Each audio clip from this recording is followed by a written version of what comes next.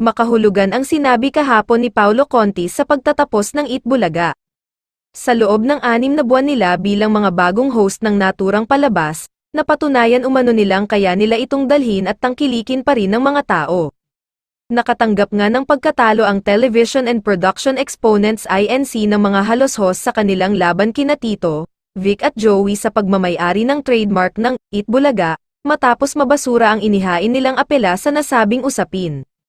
Nitong nagdaang araw ay kinansela ng Intellectual Property Office of the Philippines ang trademark ng tape sa Eat Bulaga matapos katigan ang petisyon ng TVJ. Nang tanungin ng kung gagamitin na nila ang Eat Bulaga sa kanilang programa sa TV5, sinabi ni Soto na posibleng sa Enero na upang magkaroon ng bonggang presentasyon. Samantala, tila may kinalaman ang sinabi ni Paulo tungkol sa isang malaking pagbabago sa kanilang noontime show.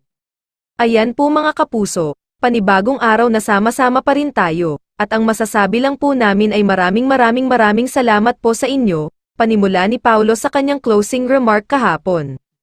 Sinamahan niyo po kami mula umpisa kaya sama-sama po tayo anuman ang mangyari, anuman ang magbago, at anuman ang dumating na pagbabago, andito lang po kami para sa inyo. Ano nga kaya ang dadating na pagbabago, may kinalaman ba ito sa titulo ng palabas o tuluyan ng mawawala ang programa na ito? Umaasa naman ang TVJ na rerespetuhin ng tape ang desisyon ng IPO, at hindi na gagamitin ang pangalang Eat Bulaga.